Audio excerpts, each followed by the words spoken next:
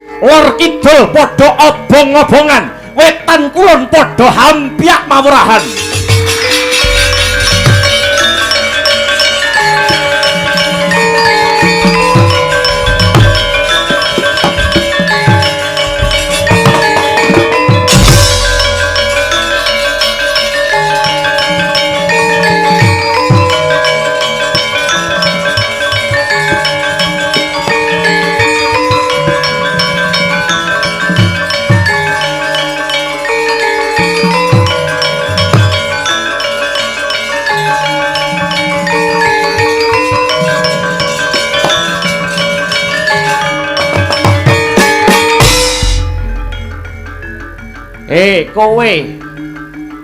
Kowe nek kenek tak elingne, kowe aja melu-melu wong sing percaya karo ajarane wong sing neneka.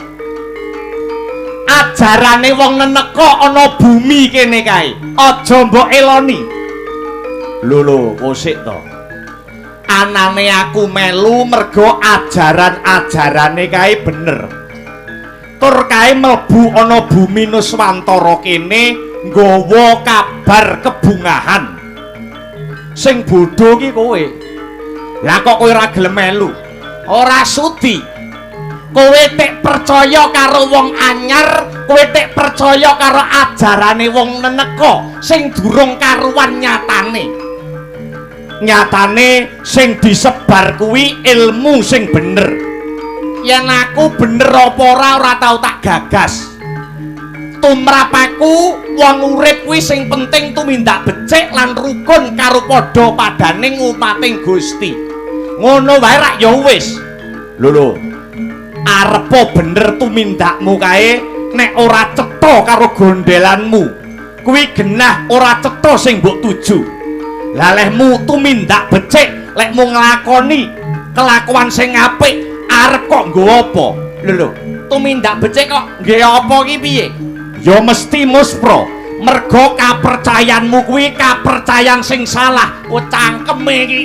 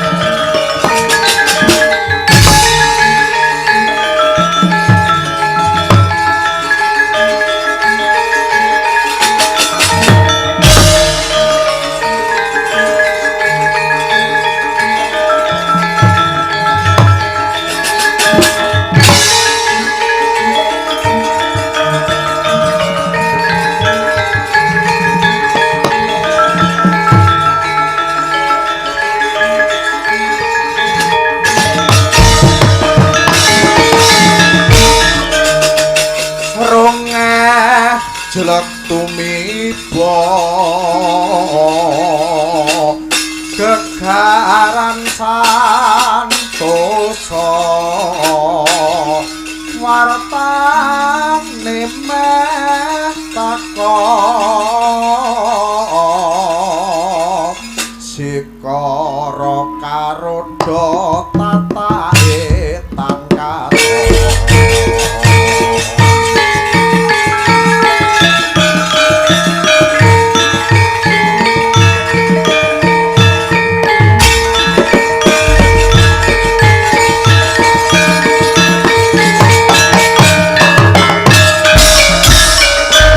dening utamaning nata berbudi bawalek sono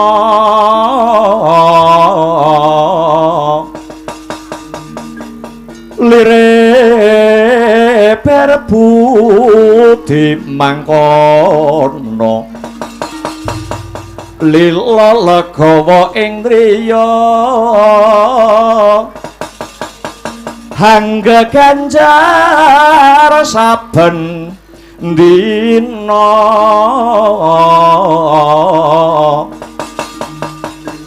agung denya paring dono lire kang bawa laksana hana tepi pangandika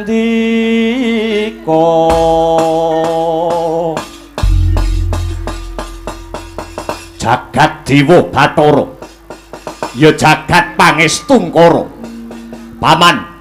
paman patih Harya Sengkuni paman kula wonten pangandika ingkang adhawuh nggir anak Angger Duryudana nimbali kang paman kula pun patih Sengkuni bala-bala saka Jaban Rangkah sampun saya kathah bala-bala saka tanah sabrang bala-bala saka njaba negara saya suwi saya akeh saya suwi saya ndrebala paman nggih ampun kuwatir nggih ampun kuwatir kula percaya patih Sengkuni percaya tiang-tiang niki angger wis nganggo jubah dituki jenggot sing dawa kok dikon golek perkara niku pintere ra umum Sang Pandita Resi Lumana lan kanca rewangi Sang Prabu Duryudana piye nimbali karo aku Resi Lumana lan kowe kabeh wong-wong saka Jaban Rangkah kula wonten dawuh pripun kabare anggen sampeyan nyebar kabar sing ora bener ana ing bumi Nuswantara iki wis cukup pasrahno aku wae Sang Prabu Paduka Prabu Duryudana cukup dadi sumbere brana arta wae wah tenan wong tanah Jawa iki tenan gampang bujukane iki gampang wong tanah Jawa iki ketitik aku ning ndi-ndi iki biyuh-biyuh sing do ngambungi sikilku ngambungi bokongku wah aku ning bumi Nuswantara ning tanah Jawa iki jan disembah-sembah aku iki dipundi-pundi semanten ugi kula saking katebian piyuh-piyuh wong-wong Jawa niku pun biyuk ngreguduk padha ngruyuk kalih kula yen ta pancen kepinginane Prabu Duryudana kepingin ngregem jagat raya dadi ratu Gong Binetara ora mung dadi ratu ana ing negara Ngastina Ngendraprasta lan sak kiwa tengene yen perlu dadi ratu ana jagat Triloka kabeh dadi duweke Prabu Duryudana mesti bakale kelakon nanging kowe kudu percaya karo aku Begawan Lumana sak kanca-kancaku iki kabeh bagus panjenengan ampun kesusu panjenengan aja kesusu arep kundur ana ing negara asal panjenengan mriko loh ora aku wis kadung kerasan ning kene kok jebul golek sandang pangan ning Nuswantara iki jan penak tenan ning negaraku ki aku wis ora entuk apa-apa tenan kuwi. Ora aku iki nek ning negaraku ya ora enek sing percaya karo aku. Aku ngoceh ning negaraku wis ora enek sing do nggugu. Wah nek ning bumi Nuswantara kene jan, wah aku ki disembah-sembah. Iya. Aku percaya Begawan Lumana. Ning sing baku sing penting penemban. Sing dianggep musuh kuwi para Pandhawa mbuh piye carane mbuh piye reka dayane Paduka Panemban Begawan Lumana iso nyengkakake nindakake matine para Pandhawa. Oh, gampang kuwi Sengguni. Kuwi perkara sing gampang. Utamane para kawula-kawula ing negara Ngamarta sing boten percaya karo Resi Lumana.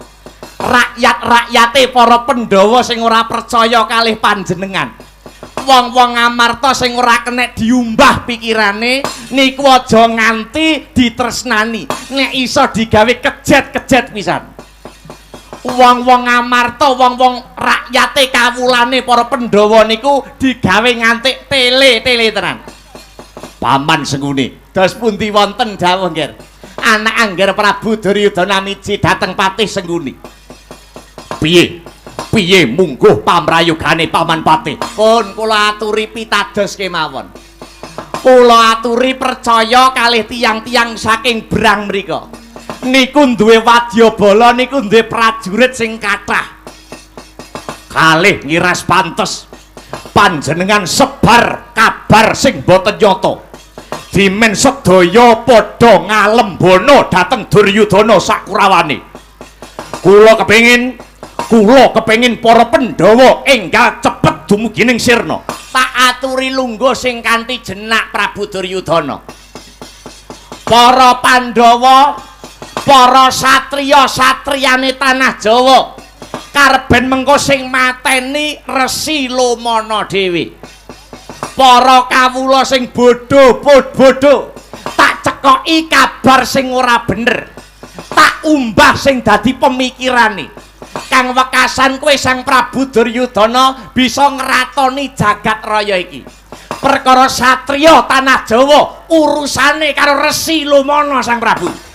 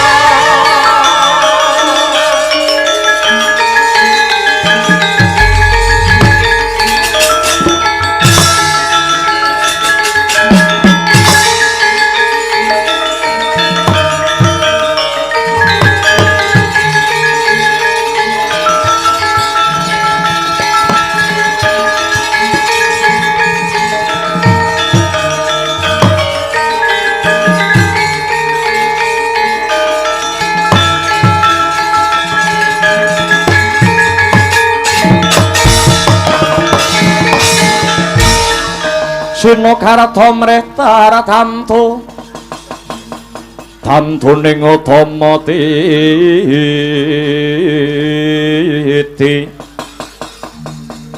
tetep dadi pangobaning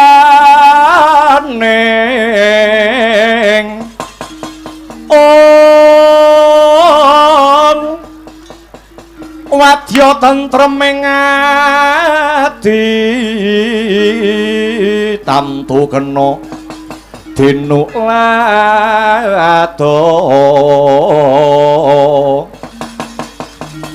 diasilir wulan ndadari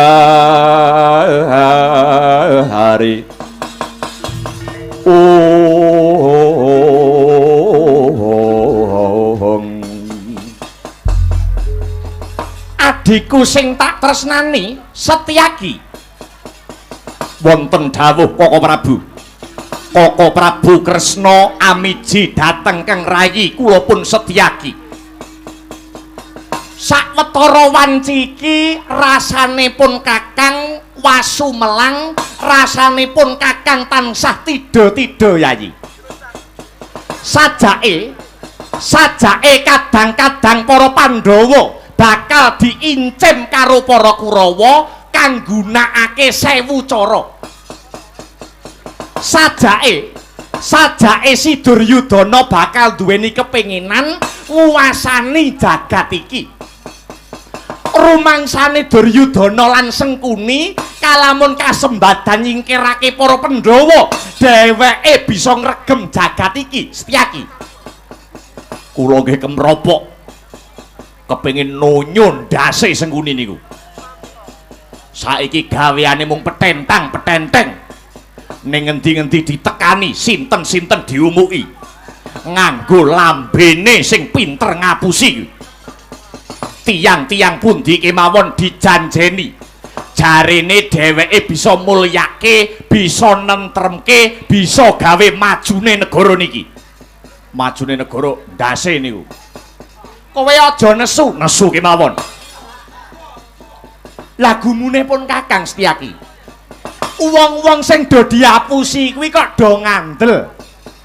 Mongko kabeh wis do ngerti yen Sengkuni kuwi dudu wong Astina.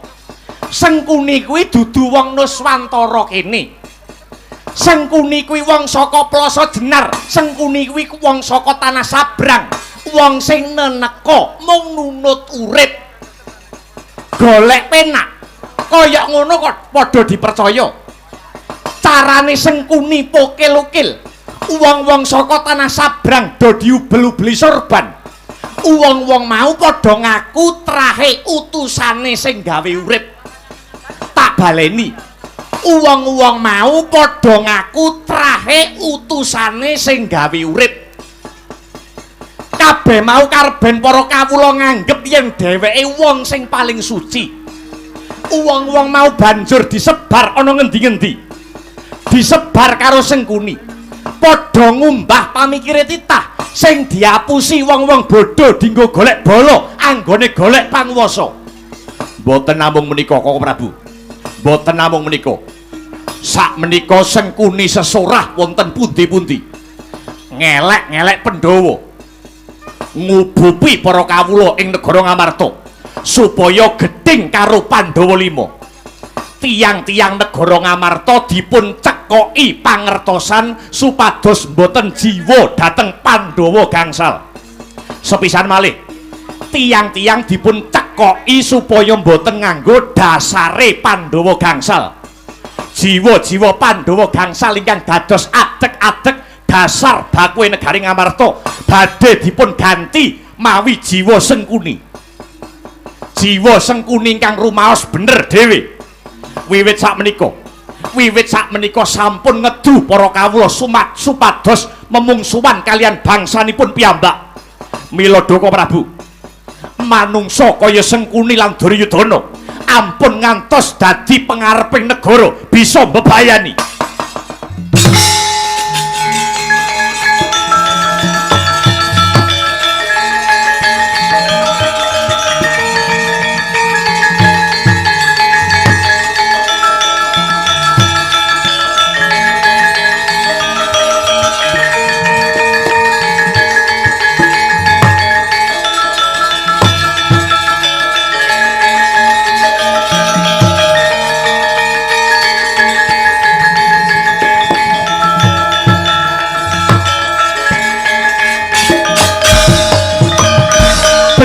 Tiyaki bener. Kudu dialang-alangi. Nggih. Mboten namung dialang-alangi. Ning tiyang-tiyang wong-wong sing kaya Sengkuni kedah digusah ben minggat ning negarane kono. Coba ning kono arep gaglak apa? Yen ana kene ora wurung mung dadi mala. Kejawi menika Doko Prabu, menawi tiyang pribumi, menawi tiyang-tiyang pribumi mriki gelem diperintah karo wong-wong neneka, tegesipun tiyang-tiyang pribumi mriki sampun boten percaya kalian bangsanipun piyambak.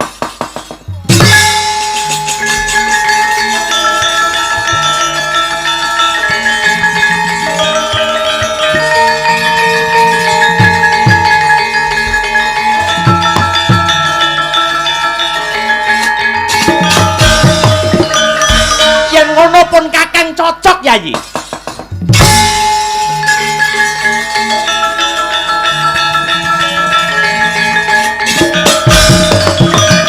Kula nggih cocok dinten sak mangke badhe kula labrak.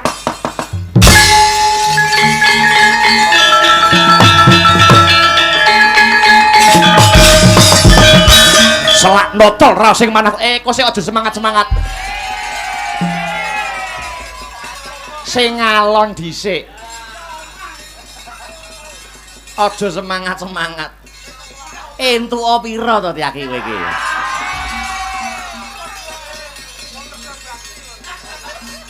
Selak mboten sabar iya ning nganggo irama. Menawi wonten payu-payu, menawi wonten geger, Kurawa badhe kula brasta.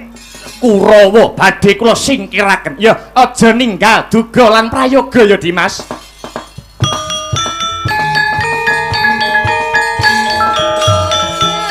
Sikra bala kang kuningal kang campusan yo mekali.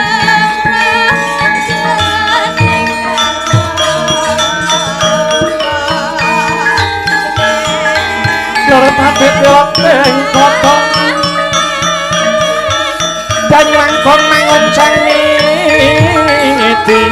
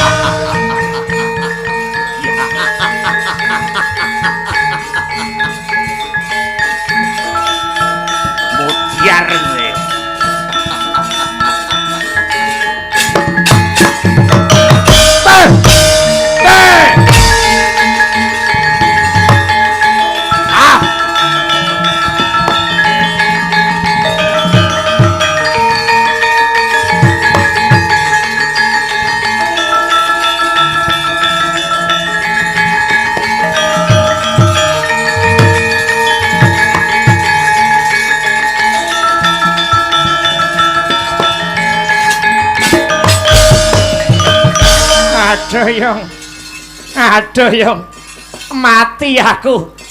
Aku arep kok kapake. Ayo mingkemo lambemu.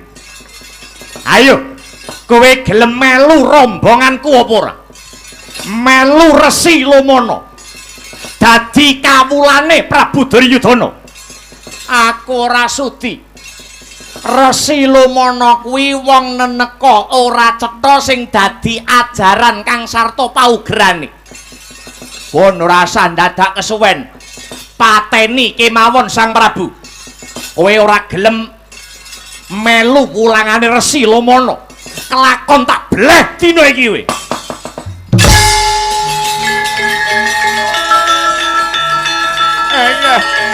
Ayo. Punggolo. Ayo.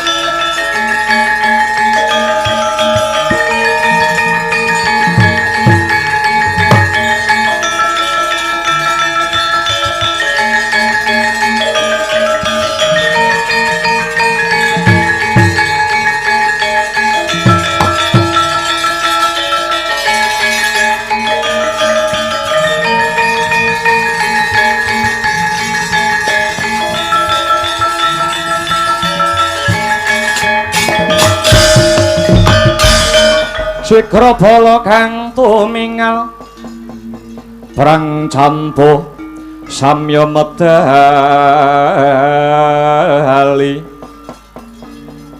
lir tatit wileting gada danywanggong mangun sang nidi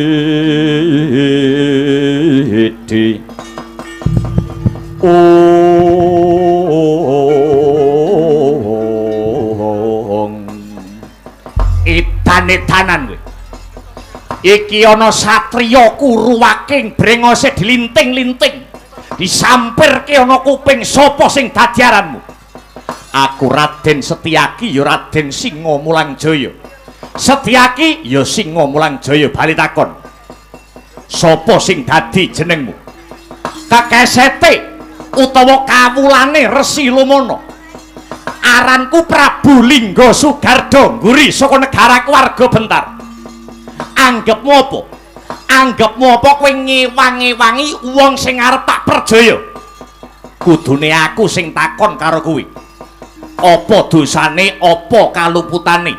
Wong-wong ana ing Nuswantara nganti bakal arepe kok prawasa.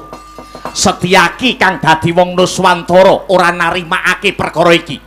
Kowe wong-wong Jaban Rangkah ketitik saka sandanganmu, nitik saka sing dadi busanamu, kowe wong neneka. Kowe yen arep gawe geger, kowe yen arep gawe gendro ana bumi Nuswantara kene, ora ana musuhmu kejaba Raden Setyaki. Tencong akhirat kowe.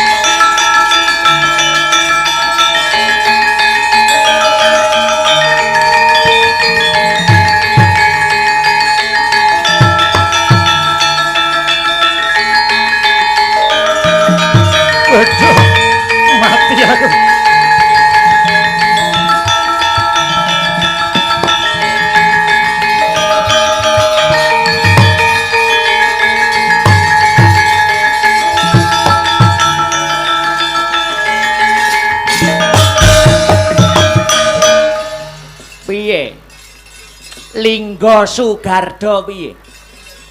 Kowe kalah. Inggih. Kula kawon Bapa Panembahan. Kowe iki ra cocok karo sumbarmu kowe. Lajeng menika kersanipun Bapa Panembahan Resi Lomana kados pundi? Ayo mundur luwih dhisik ya. Wong-wonge Pandhawa kuwi jebule duweni kasekten sing ngedap-edapi. Ora kena dientengke, ora kena disepelekake. Yen dicara kasar awake dhewe sing kalah. Liripun kados pundi Bapa Panembahan? Nganggo cara sing alus. Pandhawa dirangkul atine, Pandhawa dipek rasane.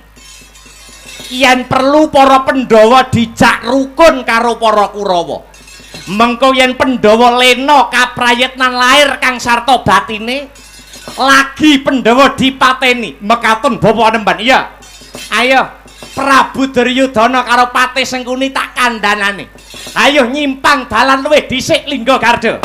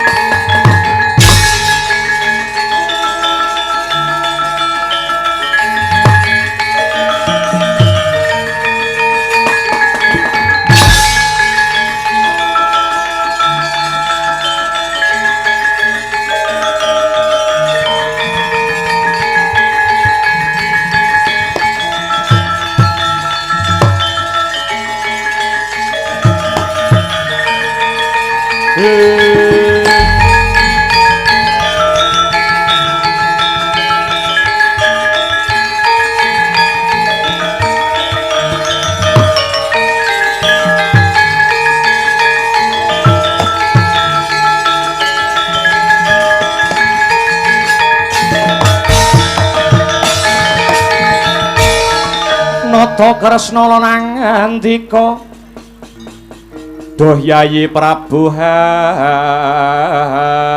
Haywa, sungkawing tias mulat solahe ngarinira.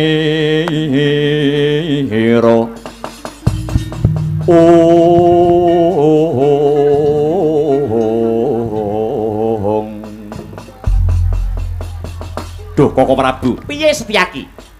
Wonten pendhita anyar katon ngirit wadyabala segelar sepapan wanuh wani jarah rayah kawula alit. Banjur sampun saged kula singkiraken, sampun saged kula unduraken. Aja marem dhisik rasamu Setyaki. Ibarat wong dandan aja mbok kendhoni ning malah kepara kenceng ana. Sajake wong-wong kae duweni sanggit rungsit reka daya murih cilakane para Pandhawa. Lajeng kersanipun, ayo luwih dhisik jumujuk ana negara Ngamarta. Nemoni kadang para Pandhawa, atiku kok rumangsa ora kepenak Yayi.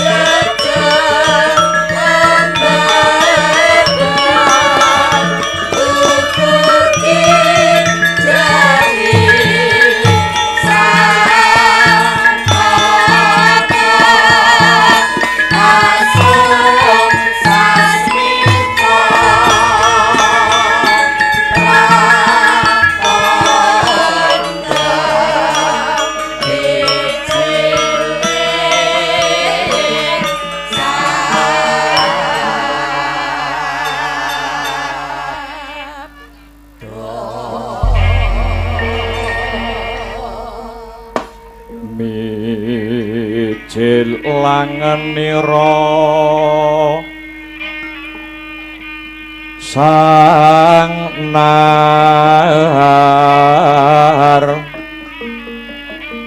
pati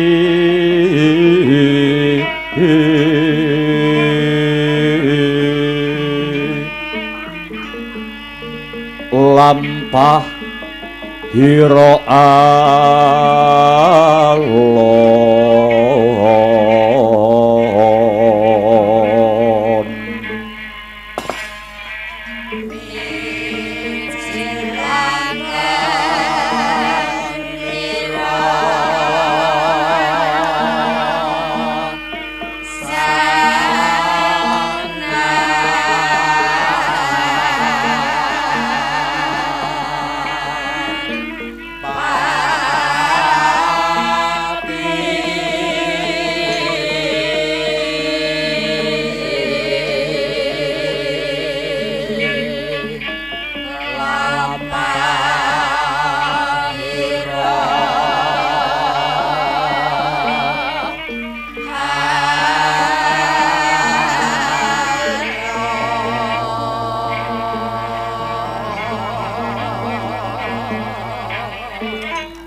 ginarabak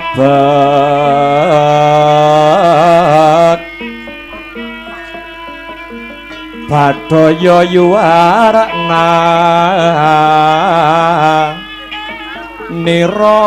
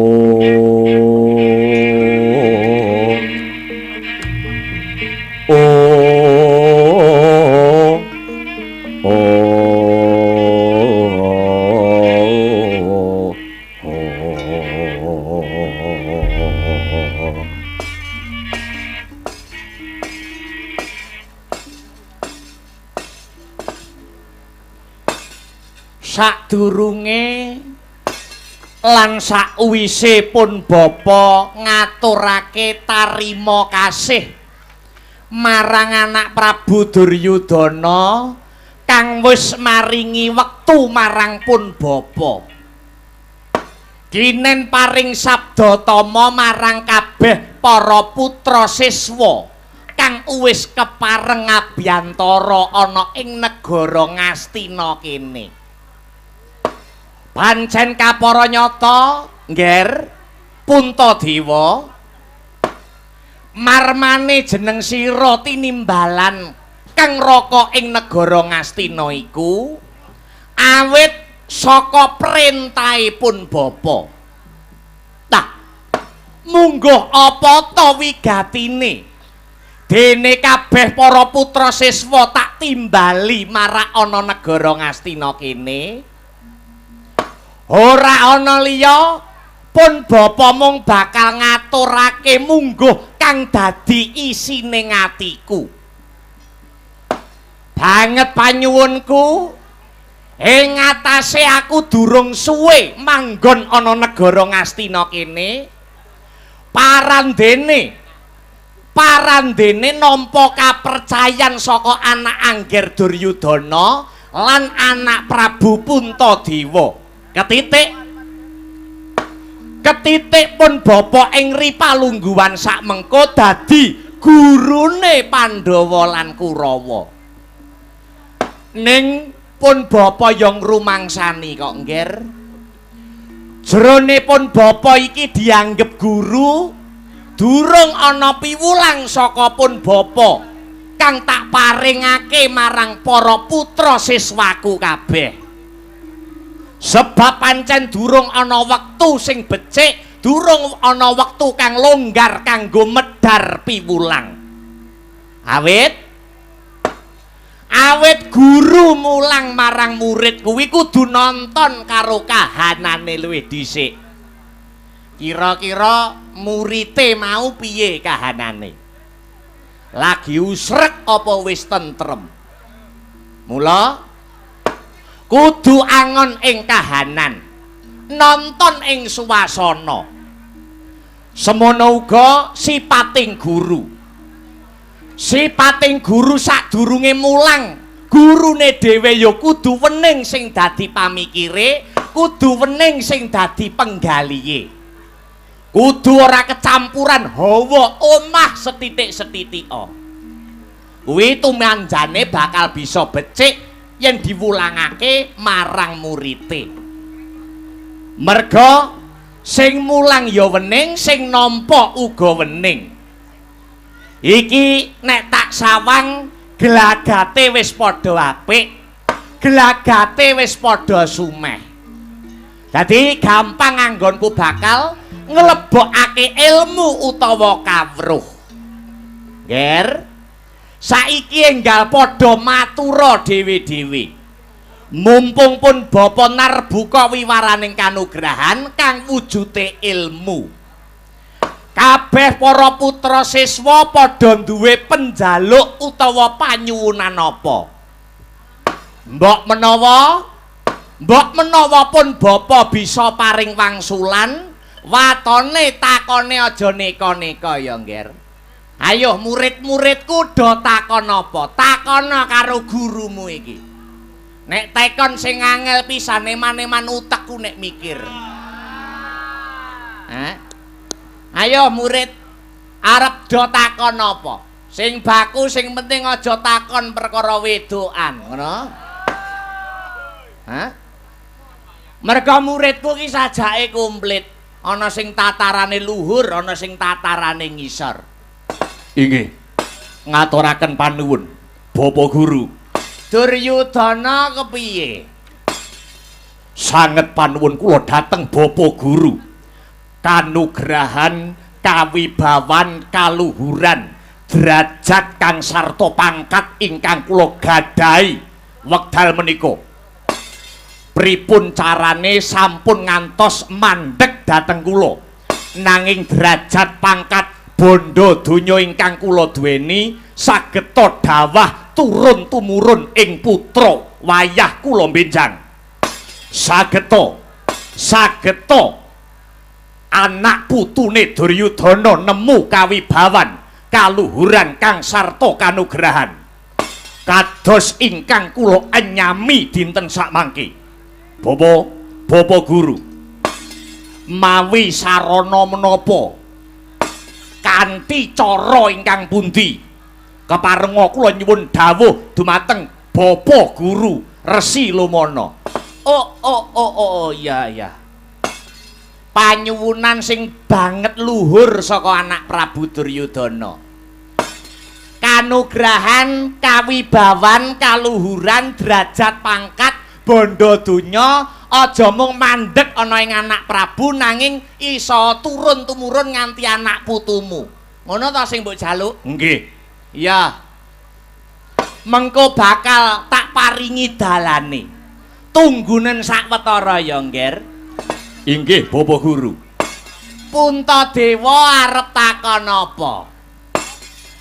Rama Panemban Menawi dipun keparengaken kula namung badhe nyuwun menggah menapa isi tuwin werdinipun pustaka utawi jimat Jamus Kalimasada ingkang kula gadahi menika panemban. Maknanipun kados pundi, liripun jimat Kalimasada kados menapa, punika Puntadewa nyuwun katerangan kang sarta wedharanipun Bapak Guru. Oh ya. Anak Prabu Puntadewa nyuwun diwedharke muhung surasane pustaka Jamus Kalimasada. Nuwun inggih Bapak Guru. Ya, mayar kuwi. Barang sing ora angel. Tidak sulit. Mengko pun Bapak sing bakal jelasne, pun Bapak sing bakal medharake. Sinuwun Prabu Baladewa, panjenengan arep takon apa? Aja kurang pangapura ya Panemban. Tekaku ana negara Ngastina kene kuwi niatku ora arep meguru karo kowe. Ora kok jeneng Baladewa nyepelekake kowe kuwi ora. Ning upama aku arep meguru marang kowe kuwi, njur apa sing arep tak guroni tekan kowe? Upama Baladewa bakal nyuwun ilmu babakan kebatinan, ora kok jeneng Baladewa umuk iki ora. Jaman aku isih nom, jaman aku isih Kokrasana biyen, aku ya tau dadi pendhita kaya kowe kuwi. Jaman aku isih Jaka biyen, aku ya tau mendhita kaya jeneng sira Panemban. Mula babakan ilmu kebatinan tak kira isih cukup ana ngengehan tumrape Baladewa. Ya tak akoni Panemban. Jaman aku isih durung mudeng karo cah wedok biyen, aku ki mempeng olah kebatinan. Mempeng ibadah, sregep ngibadah. Mempeng ngolah kanuragan. Kuwi jaman biyen. Ning pancen tak akoni. Bareng aku wis weruh karo wong wedoke wis rada suda. Ora pati mempeng kaya biyen. Sabab apa? Angger arep budal tirakat ki mesti digondeli karo mbok wedok. Wah, jan penyakit wong wedok. Mungguh kuwi tumrap ngilmu kebatinan. Njur Panemban. Njur upamane aku bakal nyuwun ilmu kadigdayan utawa kanuragan, tak kira aku isih duwe sifat kandel. Wujute pusaka nenggala lan pusaka alugara ingkang mengkono Panemban. Ingkang mengkono aja kurang pamengku, aku durung duweni penjalukan apa-apa, aku urung duweni panyuwunan apa-apa, aku isih durung duwe pitakonan apa-apa marang sira Panemban. Mbuh, mengko tak pikir mburi Panemban. Oh ya wis. Ora perlu kesusu. Tapi saya penak kesusu timbang kesikut. Dipikir dhisik Prabu Baladewa, dipikir sing nganti bening. Ya. Werkudara muridku arep takon apa? Iya Bapak Panemban. Yen pancen aku dikeparengake njaluk, aku bakalin njaluk wedhare kawruh sastra Jendra Hayuningrat lan sastra cetha paripurning wangsit kunta jiwa wekasing tunggal. Iki maknane utawa wedharane piye Panemban? Oh ya ta iya. Kawruh sastra Jendra. Iya. Ya mengko bakal tak terangake. Ilmu kuwi nek ning ngarepku gur ilmu upil kuwi. Iya. Kula Janaka arep takon babakan perkara apa? Duh Panemban, menawi kula dipun keparengaken nyuwun Panemban, kula namung badhe nyuwun wedharing kawruh sangkan paraning dumadi. Oh ya. Anak Prabu Duryudana tekan Janaka kok tak pikir-pikir isih enteng kabeh sing dadi pitakonane lan panyuwunane. Durung ana sing bobot babar belas. Ya mung sadurunge pun bapa bakal maringake kang sarta medharake ilmuku. Luwih dhisik pun bapa bakal nyuwun keterangan marang kabeh murid-muridku. Para siswa sing padha ngaku guru karo pun bapa mau, lahir batin apa mung lamis wae, Ngger. Awit ngene. Lamun lehe ngaku guru amung ana lamis, tiwas pun bapa paring pitutur, paring kandan-kandan, tutur ketawur tan ana guna paedahe. Nanging kosok baline. Lamun kowe kabeh murid-muridku ngaku guru marang pun bapa, kuwi kandas tekaning batin, tegese anggone bakal nampa ilmu saka pun bapa mau linandesan saka rasa kapercayan. Mbok gurune ki ampuh kaya apa to? Yen sing nampa ora percaya ya wis muspra tanpa guna. Ibarat segara sinarman tan ana guna paedahe. Bapak guru, kula lahir batin anggen kula ngaku guru dhateng Paduka Bapak Guru Resi Lumono. Semanten ugi kula Rama Panemban. Lahir batin anggen kula ngaku guru dhateng Paduka Panemban. Gegantaning manah namung badhe ngudi indaking ilmi miwah anggayuh wimbuing kawruh. Werkudara, piye Di? Werkudara percaya apa ora marang ulangane gurumu kuwi? Mung kari ngrungokke ulangane dhisik. Yen ajarane apik ya tak tampa. Yen kira-kira ora cocok tak pikir luwih jero. Pancen kudune kaya mengkono Yayi. Merga jaman saiki iki yen wong pinter ki akeh, ning ditonton kepinterane luwih dhisik. Iya. Yen wis padha lahir batin padha rungokno kanthi pertitis. Merga pun bapa mulang marang kabeh para putra siswa iki ana syarate, ana syarat saranane. Syaratipun menapa Bapak Guru? Bapak Guru Resi Lumono. Syaratipun menapa duh Rama Panemban? Rama Panemban Resi Lumono. Slendro kang rasa, slendro kang jiwa. Ngene ya, Ngger. Murid-muridku. Syarate sing angka sepisan tak jaluk Pandhawa karo Kurawa kudu rukun manunggal dadi siji. Lelakon sing wis kapungkur tak jaluk aja padha dibaleni meneh. Ya kuwi anggone para Pandhawa lan para Kurawa anggone padha tukaran, cecungkrahan, anggone padha pasulayan.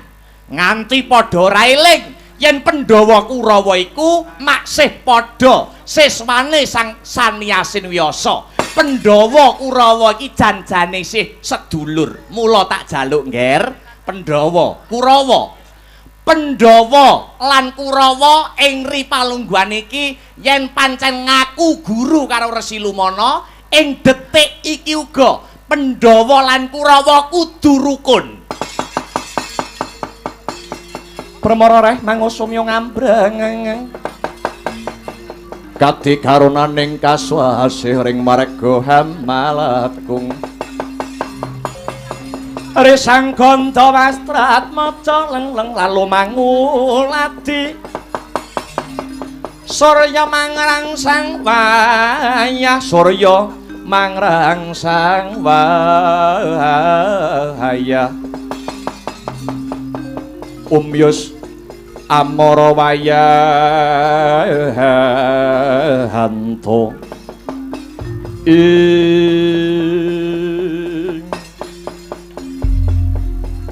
Ye, murid-muridku Pandhawa lan Kurawa samapta ing gati apa ora yen takon rukun. Inggih Bapak Guru, lakar punika ingkang kula ajeng-ajeng, lakar punika ingkang kula arep-arep. Duh Bapak Guru, wiwit rumiyin mila Bapak Panemban, Puntadewa tansah gandrung kalian kerukunan. Sanget bungah raos sing manah menawi Koko Prabu makempal lair batin kalian para Pandhawa. Lah bagus. yen wis padha rukun ning antaraning Pandhawa lan Kurawa, tak jaluk uga perang gedhe sing jenenge Baratayuda Jaya Binangun ya ora usah diarep-arep. Pun bapa ngerti surasane jangka utawa kodrat ngandharake besok bakal timbul peperangan sing gedhe sing jenenge Baratayuda Jaya Binangun, perang nyantaraning Pandhawa lan Kurawa sing disebabake mung perkara rebutan negara. Mara saiki pikiran, Ger. Wong perang ki entuk-entukane apa? Coba pikiran. Wong perang ki oleh-olehane apa? Yen menang ya dadi pindang, saya yen kalah ya mung bakal dadi rempah. Mula tak jaluk aja padha nganakake pasulayan. Negara liya perang ya wis ben, ning kene aja digawe perang.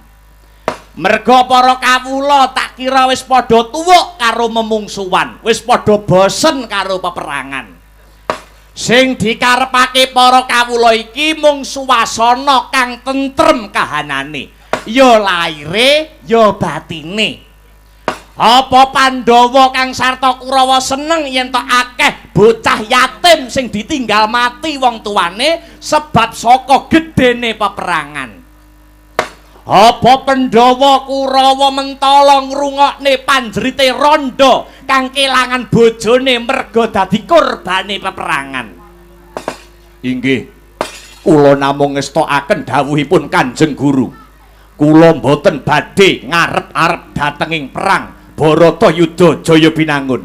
Lah bagus Duryudana. Supaya Baratayuda Jaya Binangun ora dadi sarate negara Ngastina karo negara Ngamarta kudu didadekke siji.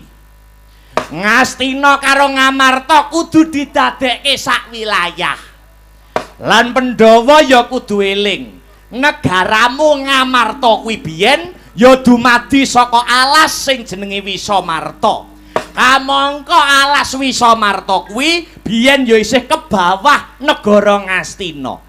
Mula tak jaluk wilayah Ngastina aja padha diprail-prail, aja padha diponto-ponto, nanging kudu dibalekake lan dipulihke dadi siji, kumpul dadi sajuga Ngastina lan Ngamarta.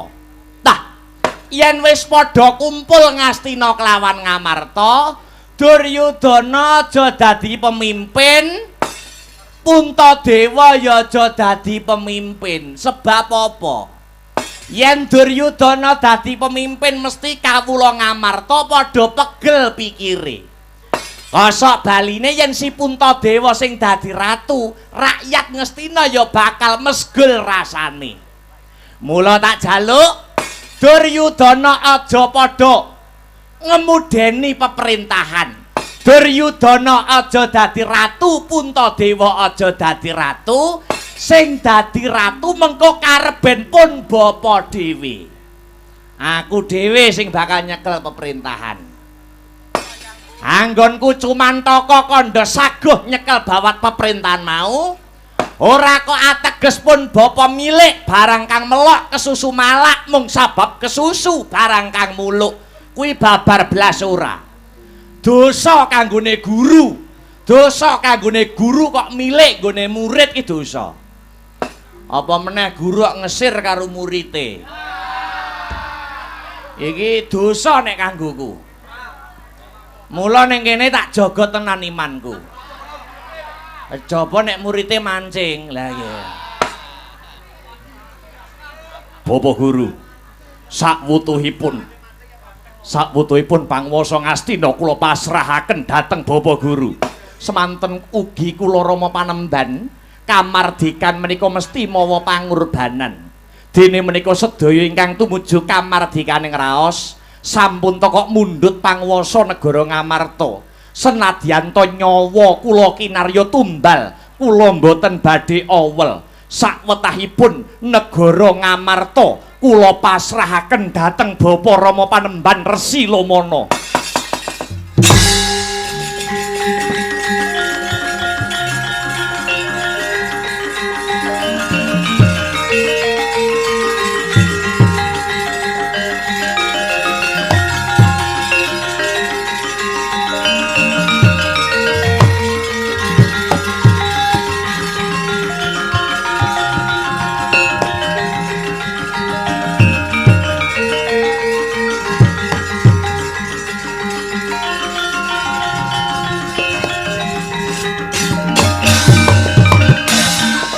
leng-lenging driya mangu mangun kung kanduhan rimang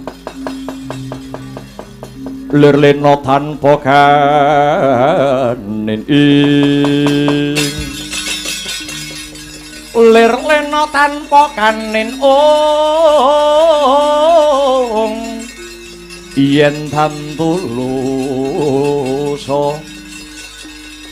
yen tantulusa mengko sang dyah utama ing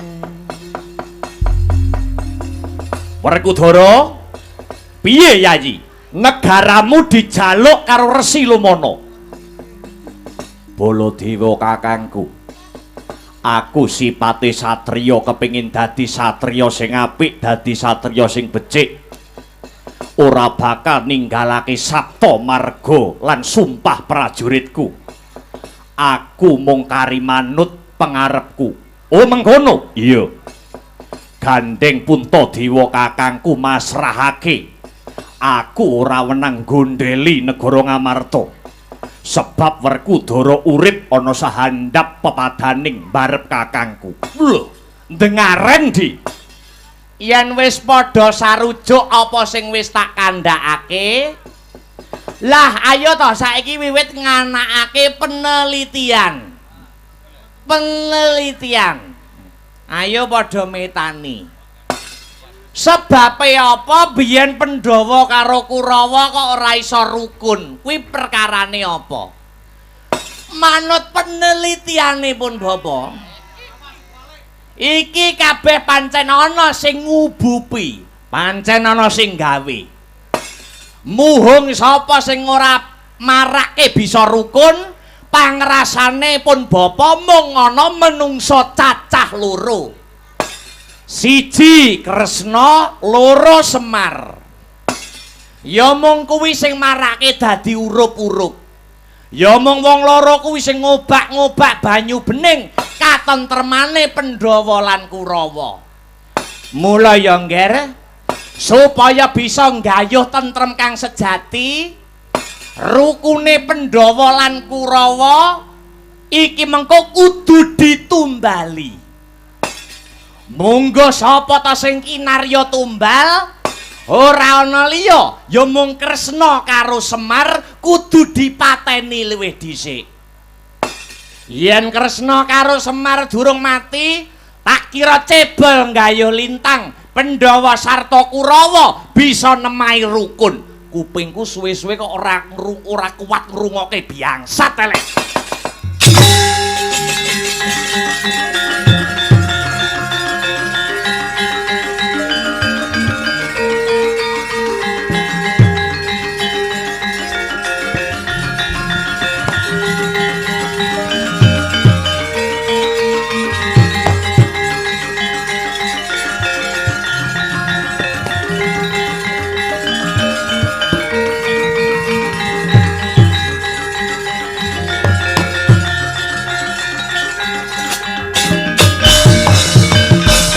Rada montap lir kinatap duka yayasinepi Jojo bang mawinga-winga wengis ya jagat Dewa Bathara ya jagat Pramudita omongane wiwitan tengahan penak dirungokne kuping bareng pungkasane rembug melangkah pundak nyampar kupinge Baladewa. Mengko dhisik, Lumana. Sinuwun Prabu Baladewa apa? Aku arep takon Wangsulana.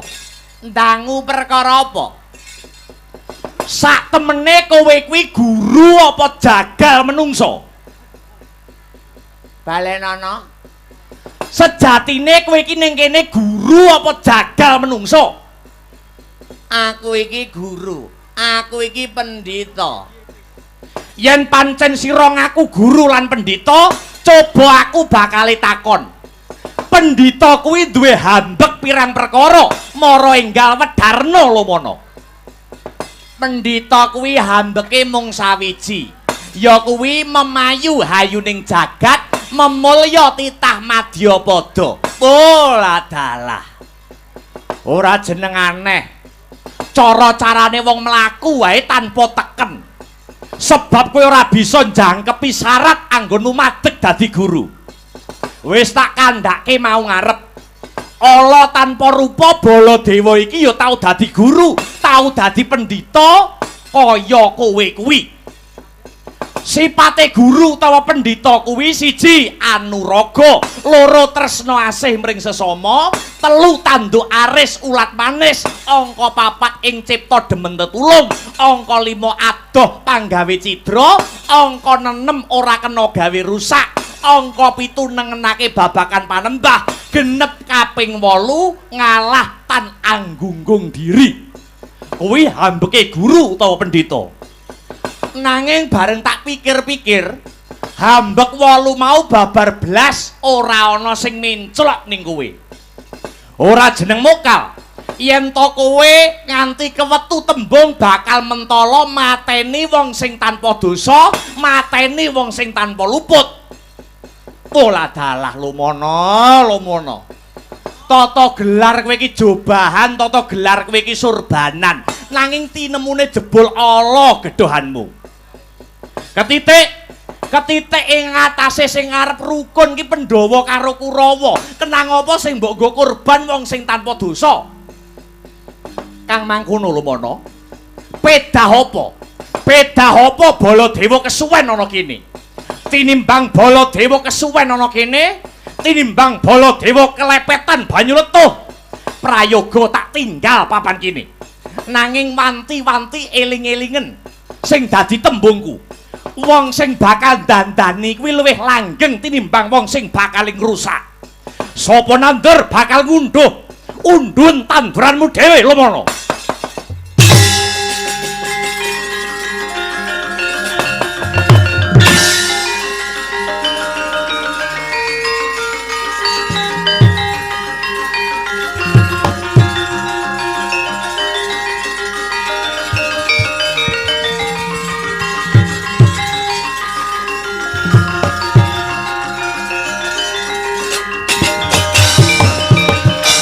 Pandhita karya wahang setindo gombang ajabing bawang susuh angin ngendi nggone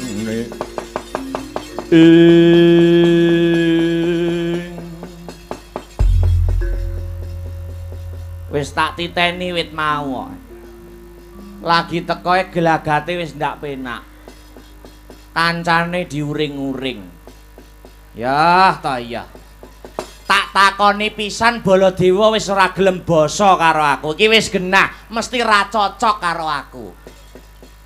Bareng krungu Semar karo Kresna arep tak pateni, lah kok muringe saya ndadi Sengkuni. Mula wonten dawuh Panembahan. Bareng Baladewa krungu Kresna karo Semar arep tak pateni, kok muring-muring iki sebabe apa? Baladewa ki yen karo Kresna apane Sengkuni? Lho, menapa Panembahan dereng nate pirsa? Lho, lah piye ta? Sinuwun Prabu Baladewa niku sedulure kadang tuwane kalian Prabu Kresna. Lho, kuwi jek sedulur to? Nggih. Lah cangkemmu ra muni mau-mau. Lah nyuwun pangapunten Panembahan. Panembahan kula sasmitani mboten tanggap sasmita kula. Kula kedhepi panjenengan boten krasa. Nah, kedhepmu aku ora roh, kedhepmu kowe nganggo kaca mripat ireng kok. Ya ora ngerti. Ya wis ning ora dadi ngopo. Baladewa nesu-nesu, Baladewa muring-muring iki kena tak ibaratke ungkang mangungkung sajroning leng. Kodhok kuwi suarane banter ning ora ndayani apa-apa. Wis ora perlu dadak miris. Aja padha goreh rasamu. Kabeh para siswa-siswaku. Baladewa ana tangane Resi Lumana. Sapa sing malang-malang tak putung, sing rawe-rawe bakal tak rantas. Dina iki piye ngger Puntadewa? Bisa nanggapi sabdaku sing pungkasan apa ora Puntadewa? Rama Panembahan, punapa mboten langkung Koko Prabu Kresna dalah Kakang Semar Badranaya katuran rawuh wonten negari Ngastina mriki supados nderek nyekseni manunggaling Pandhawa kang sarta Kurawa. Tak kira Kresna karo Semar ora gelem nyekseni babakan rukune Pandhawa karo Kurawa.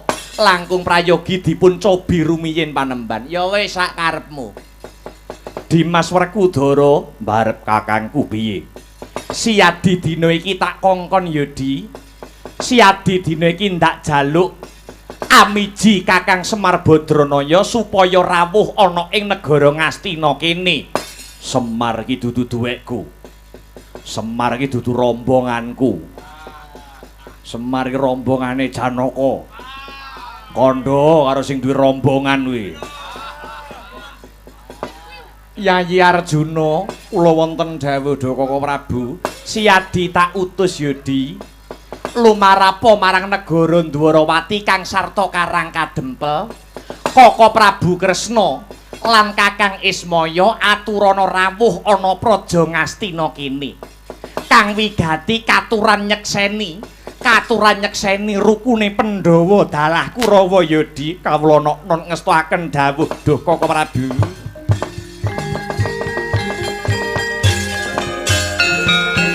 Caritane satriya linuwe kang marti mring kaupaman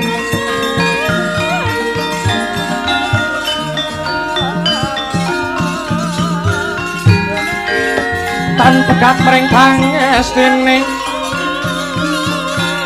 tan pegat mring pangestine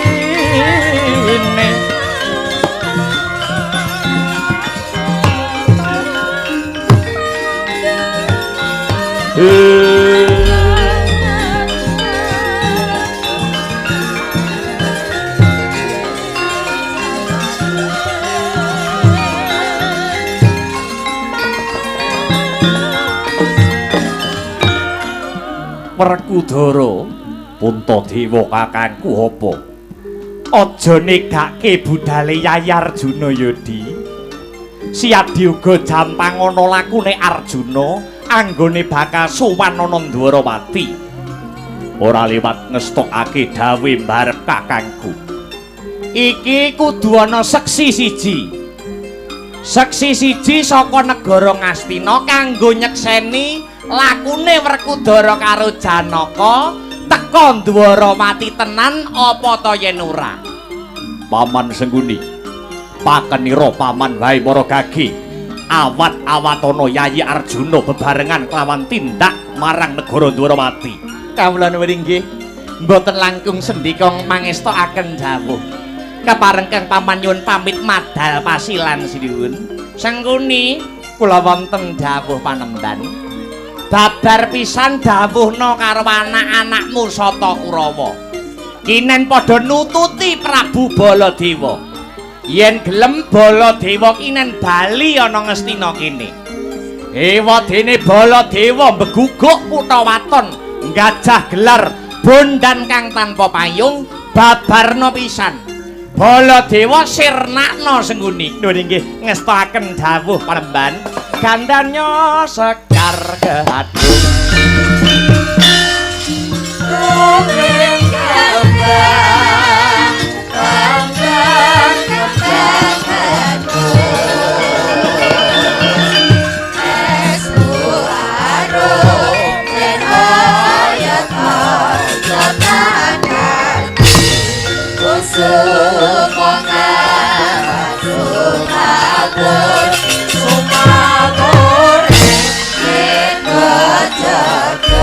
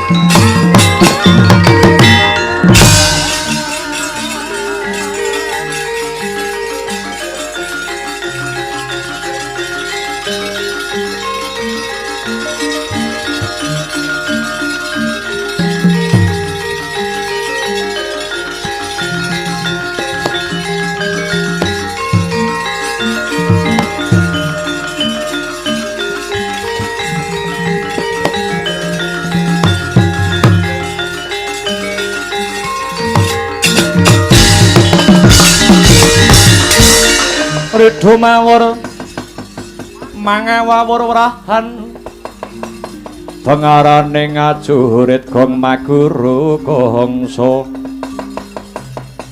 tata kaya butula para panjriting trangga esti mimang dwaja kang kekitir ora kata ingkang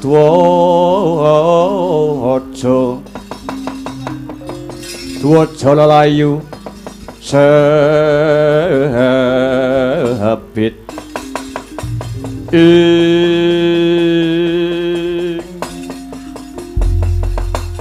kados pundi Bapak Panembahan wigatining pirembagan wonten sitinggil negara Ngastina anggenipun Paduka Rama Panembahan ngrakit cara murih pejahing para Pandhawa sanggit rungsit sing tak rakit wis bisa kasembadan pun bapa tau kandha karo kowe yen wong-wong sing manggon ning bumi Nuswantara wong tanah Jawa kuwi ora kena nganggo cara sing kasar merga wong tanah Jawa kuwi padha sekti mandraguna pilih tanding sajroning jurit mula pun bapa nganggo cara sing halus Pandhawa tak pek rasane tak kanthi rukun karo para Kurawa nanging rukune para Pandhawa lan Kurawa kudu ditumbali nyawane siji Semar Badranaya angka loro Prabu Sri Bathara Kresna yen wong loro iki wis bisa mati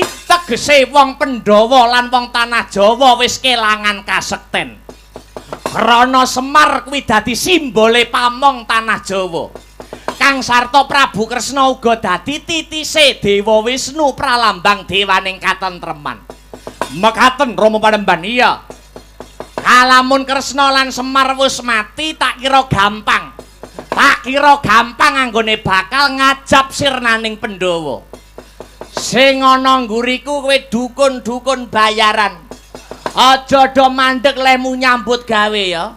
Ngumbah pamikire titah kanthi kabar-kabar sing ora bener. Sendika Panembahan. Lajeng punika kersanipun kadosa pundi? Kepiyakna saking Wadyabala Kang Sarta prajuritmu. Rit lampit brungkat kimpul waton lanang nyekel gaman. Nyangking lading pangirise daging bathok wadahe getih. Kresna lan Semar jatahe Pandhawa sing bakal mateni. Ning yen ana sing belani Kresna lan Semar, kowe sak Wadyabala sing kudu tumandang. Nok non dawuh ngestaken dawuh senika. Sang Bapa Panembahan ya kereken gendera barbang bareng-bareng anggonu padha tumandang. Budhal dina iki prajurit saka negara Arga Bentar.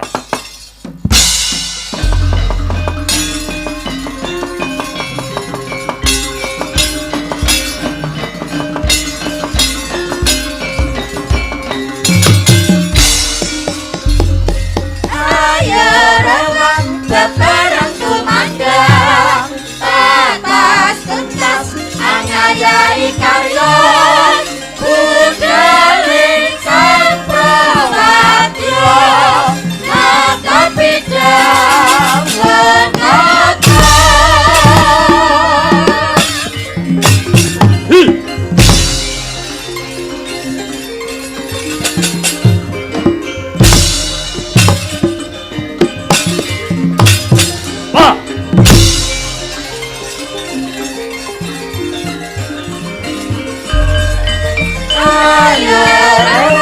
Bebarang tumandang Tatas tuntas Anyayai karyon Budaling sang prawatyo Mata pidang lenata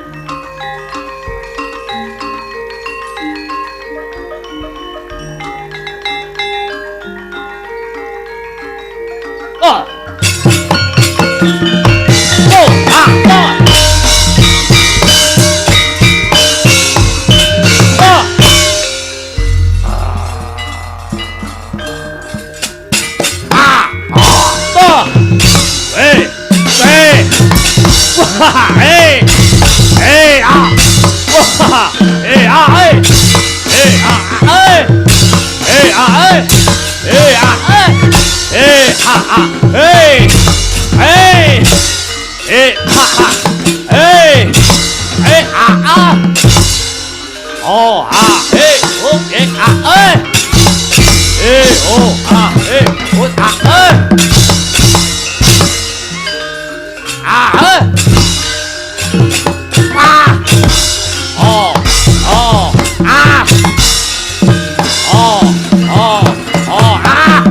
hey!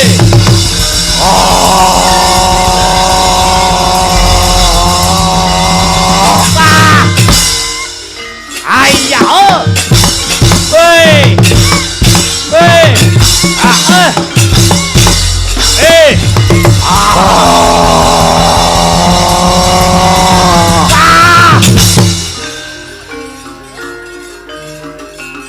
Hey!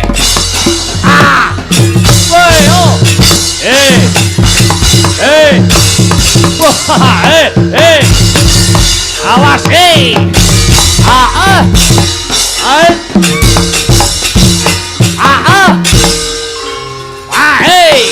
Hey!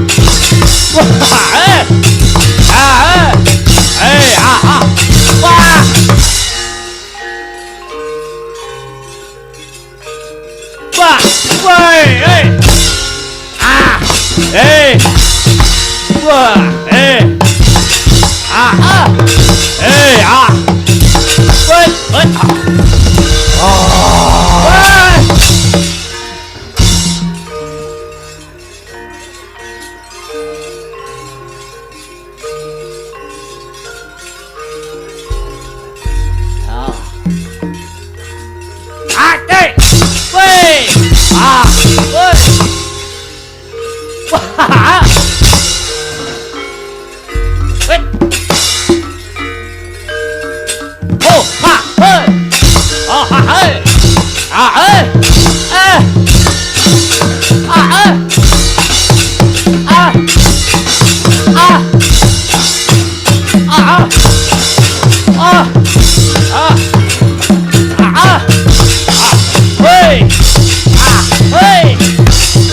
Hey! Hey! Wait!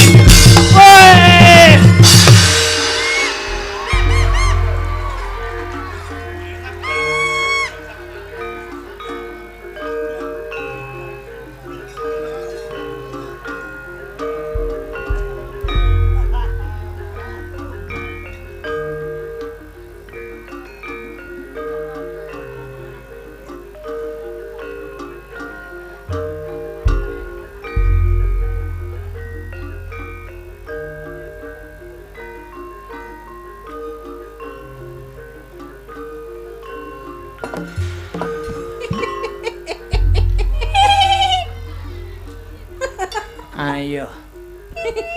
Jin setan do budal kabeh yo. Ayo. Yo budal yo. Budal nonton wayang yo. Ayo. Ayo. Aja ngantek enek sing keri. Kabeh digawa ya. Mboten.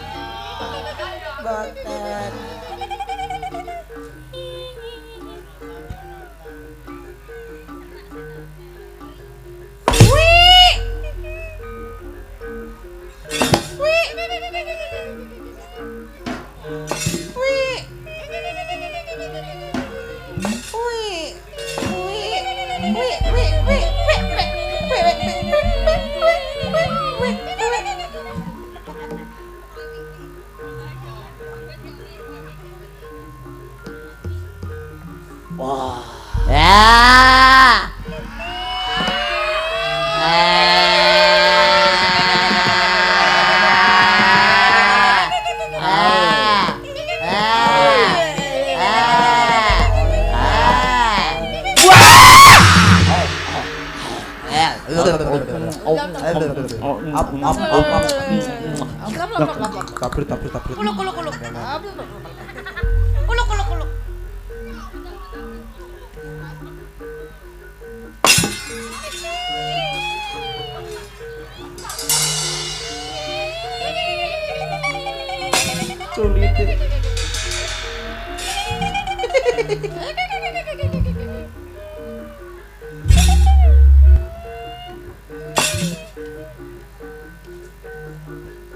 Ya budal ya. Ya. Budal ya ya. Yo. Yo. Ayo. Ya.